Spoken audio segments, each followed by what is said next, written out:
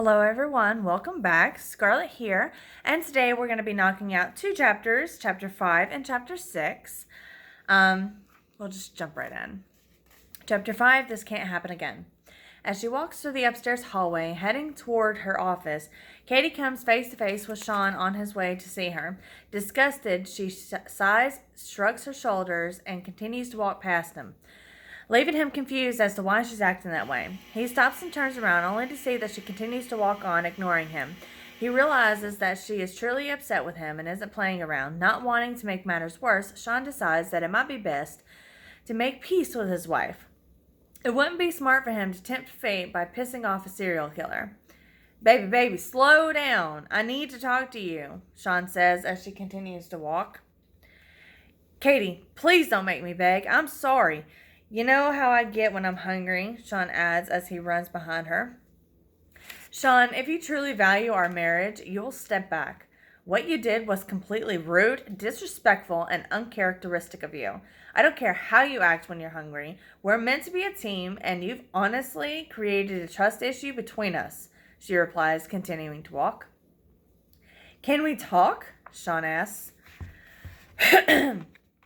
Sure, you can have a few minutes and we'll talk in my office. I don't want you to have a tantrum and lock us in again, Katie answers as they walk towards her office. Once in her office, Katie proceeds to sit at her desk while ordering Sean to sit on the couch away from her. Accepting the fact that she's upset, Sean listens to her.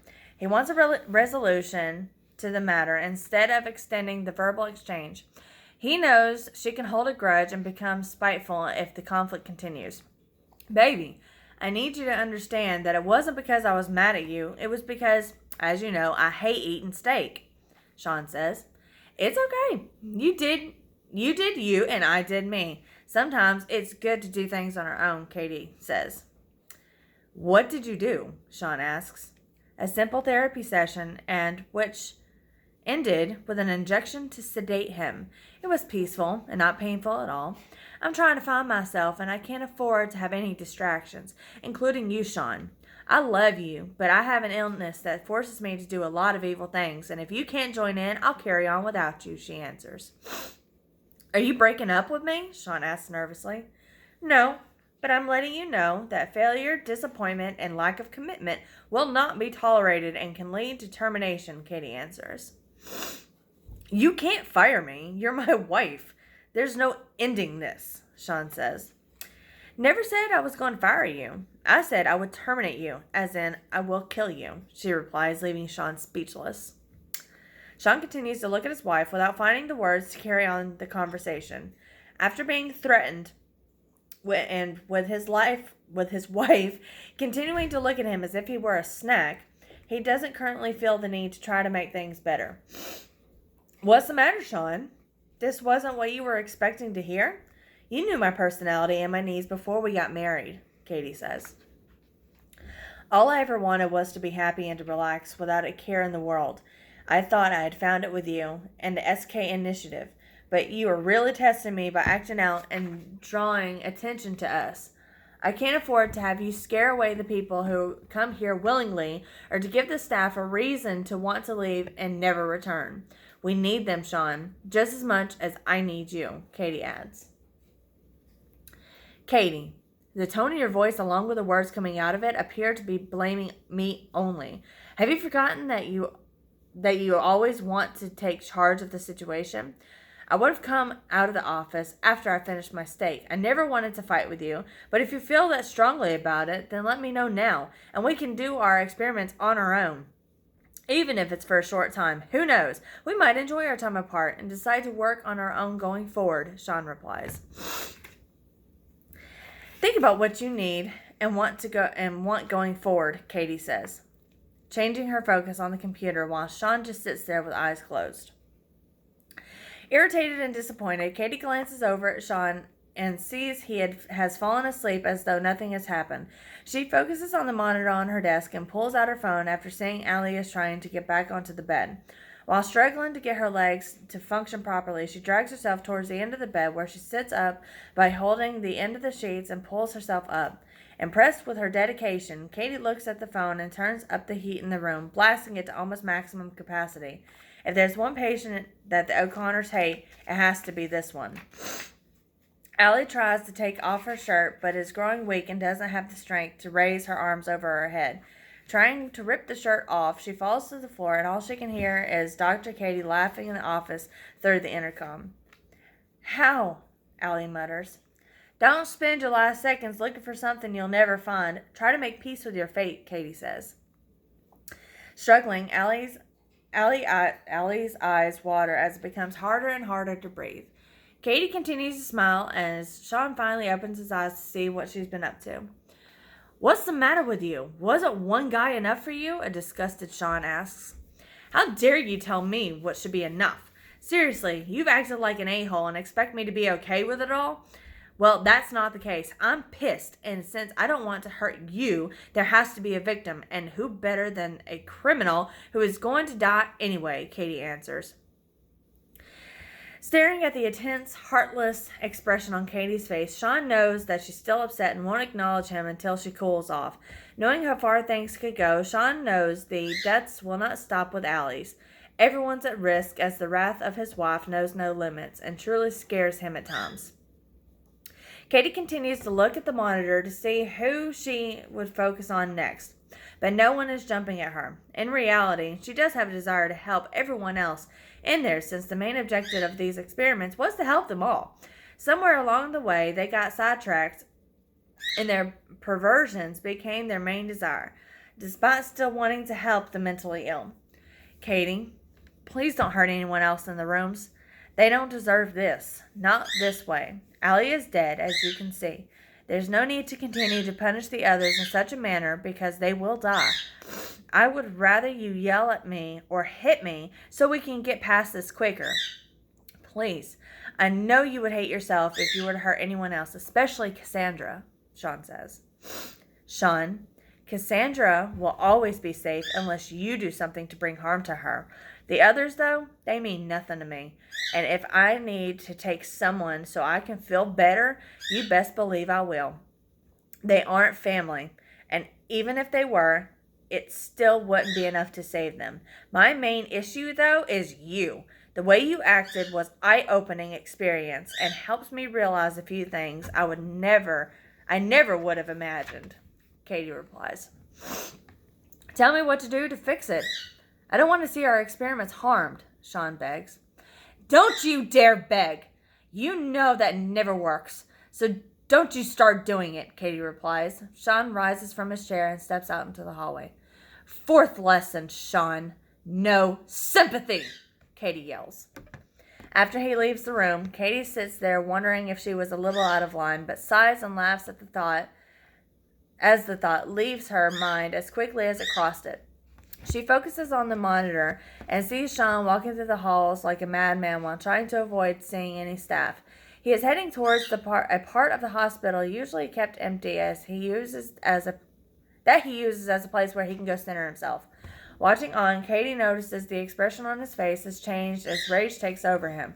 That's something he has never shown in front of her due to the love that he feels for her.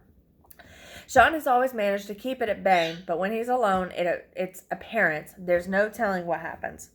Okay, Chapter 6, Redemption.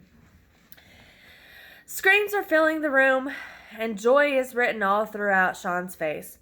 Even while the man continues to scream and cry out for mercy, "Please help me! Don't do this!"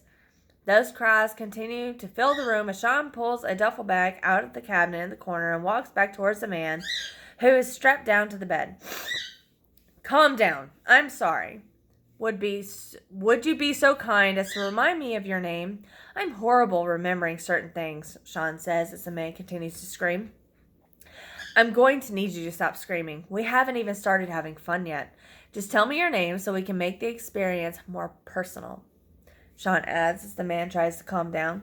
Sheldon, man, the man says in his heavy Jamaican accent. See, that wasn't so hard, was it? Sean asks. Please, man, don't do this. I have a family back home in Jamaica that needs my help, Sheldon begs. Sheldon, I think it might be too late for that. You aren't going anywhere. In fact, this is your new room, Sean says. What does that mean? Sheldon asks. But Sean doesn't reply. All he does is open the bag and pull out a ball gag, which he places over Sheldon's mouth. The man continues trying to talk. He doesn't know when to shut up, and this irritates Sean. With the gag in place, Sean pulls out a few syringes filled with all different types of medication, along with a small bone saw.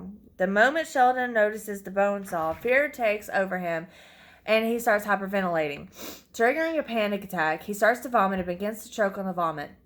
Sean removes the gag, allowing Sheldon to spit, and then gives him a glass of water to get the horrible taste out of his mouth. See, Sheldon, if I wanted to hurt you, I would have let you choke on your vomit.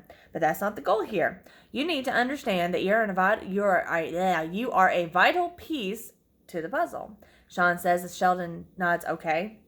So, Sheldon, if you can manage to stay calm, I'll leave you where we can communicate. Do you understand? Sean once again nods okay. Sean caresses the saw against the terrified man's left cheek. Sheldon's eyes water and he wants to scream, but knows that if he does, there will be further atrocities to come his way.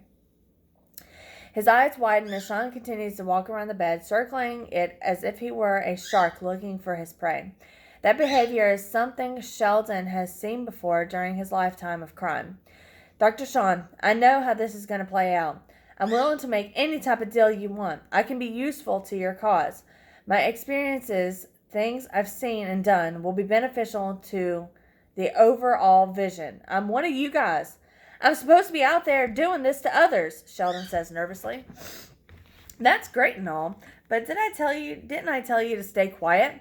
Let me do what I need to do, and we will see what happens from there. But honestly, who you were on the outside doesn't matter inside of these walls, Sean replies. Placing his hand on top of Sheldon's forehead, Sean begins to inject him in the shoulder blades and neck.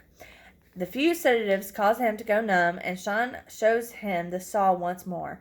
Sheldon tries to move his arms, but is unable to lift them. He tries to remain calm. He doesn't believe Dr. Sean will kill him, but there is no doubt in his mind that the doctor would harm him. As he places the saw on Sheldon's shoulder and is preparing to cut, there is a quick knock at the door, which opens swiftly as Katie walks in, catching Sean by surprise. What are you doing here? Sean asks. You thought I was going to let you have all the fun, Katie replies. It was clear you wanted some time for yourself, and I was willing to provide that. There isn't a thing I wouldn't do for you, yet you treat me as if I'm beneath you. This is my time for some de-stressing, Sean says. You don't get to do this, Katie replies. Why not? Am I wrong to believe that we were both granted immunity to do as we please on the premises and beyond? Sean asks. We have immunity through the government, but what you don't have is my permission to be reckless, Katie answers. Reckless? Permission? I'm not seeking permission, and the whole point of having immunity is to be reckless. Why have it if I'm going to be hunting and lurking in the shadows like some creep, Sean says. You guys are so effed up, man. There's no need for this to escalate, Sheldon says, joining in. Look who's decided to have their balls drop. Sean, you do what you need to do, but I'm serious. Don't try to do things on your own. We're a team, Katie replies. Sean, here's your 5th lesson. You're not alone. I'm not alone. We're bigger than this, Katie adds while Sean nods in agreement. Standing in front of each other, they stare into each other's eyes as the tension is heightened by the physical violence and sexual energy between them. Katie bites her lower lip and then shifts her attention over to Sheldon. She wants in on the fun as well because, after all, this is a family affair. Back in sync, the doctors stand on each side of Sheldon. He looks at them knowing that with the two of them, it's only going to get worse before it gets any better. That never bodes well for the disadvantaged man. Please, don't do this. I'm defenseless, Sheldon begs. Tell him, Sean. Tell him what it is, Katie says. You're just a training partner. Think of it as being an instrument to improve any flaws in our techniques. It's not personal between us, and know that you have no meaning to us, but that we need to do this to ensure our safety when the time comes for Armageddon, Sean adds. Please, please, no, no, no, Sheldon cries as they close in on him. Remember not to gag him. The screams are the best part for me, Katie says. Okay, but this guy is a screamer for sure. He might not be much of a bleeder, but damn, the lungs on him are excellent. Must be all that weed, Sean replies with a chuckle. Knowing that Sheldon's numbed and incapacitated, Katie begins to bury the saw into the left shoulder blade, and even though he's not feeling the pain, the mere fact that his arm is being removed has Sheldon screaming in agonizing terror as the tears run down his face. "OF! You need to stop. Please don't do this," Sheldon cries. "Why are you crying? There's no way that you're feeling it. You have enough sedatives in you to be singing along to the radio." "Well, that is, if we had one on," Sean says. Grabbing the saw from his wife, Sean buries the saw into Sheldon's right shoulder, cutting the arm right off. The O'Connors have managed to amputate both of his arms. He tries to look down at his armless torso, crying and feeling helpless at the brutality that's been done. But he is unable to move his strapped-down head and see the full extent of the brutality of where his limbs are. "Wow, you're looking like a piece of rib without your arms. How would you like to be a boneless rib?" I know my sense of humor is not great, but it gets a chuckle out of me. But truth be told, I've never had the desire to be a cannibal until today. Maybe, I'll have a piece of you and carry you with me until the day I die, Sean says. Let's do the legs next, but, without the sedation. It's boring without the proper accompanying screams, Katie adds, and proceeds without the sedation in order to further enjoy it. Placing the saw underneath his left hip, Katie begins to saw off the leg even as Sheldon tries to kick them off. Why are you allowing this to happen?" he shouts, causing the couple to break out laughing. They have recaptured the magic that was lost in a silly fight. All it takes is punishing someone to bring them back to their happy place. They're amused when they realize that their patient is mumbling a prayer with a hope of redemption before he hopes will be the end of his life. Sheldon is coming in and out of consciousness with the massive blood loss. He will die soon if they don't take care of him. That's a beautiful leg. I'm sure you had great use for them both. But damn, we're learning so much from you. Sean, you better hurry up and take your leg before he dies. It appears he's not going to last much longer, Katie says as the blood pours out of Sheldon and down a drain on the floor. With Katie holding Sheldon down by the hip, Sean begins to cut off his right leg. Sheldon screams once more before passing out. The joy slowly leaves the couple's face as they decide to put him out of his misery by sawing off his head. Now we know not to do this again. Not satisfying at all, Katie says as they finish taking Sheldon's head. With Sheldon's head in his hands, Sean walks over and comes face to face with Katie. She has that "I'm going to eat you whole" look in her eyes that he loves. He also knows that with the fighting before, there will be some make-up sex coming their way. The more vicious the fight, the more vicious and passionate the make-up sex will be. The spark is there for them both as they start to cover each other in Sheldon's blood and throw a sheet onto the floor, preparing to explore each other's dark side further. Thrilled at redeeming themselves in each other's eyes, they are comfortable with what the future holds for them. This is something that they need to remember when hunting the other members of the initiative. Now there's no holding them back as they get smarter and more adept in the process. Okay, that's the end of chapter 6. The next one will be chapter 7, and we will continue that next time. Okay, so for now, do me a favor, like, share, subscribe. Leave a comment below. Tell me what you think of the O'Connors. Tell me what you think of the story so far. Discuss. Tell me if I'm doing a good job. Anything. I don't really care. So that's it. Like, share, subscribe. Come back next week for another episode. See you guys later. Bye.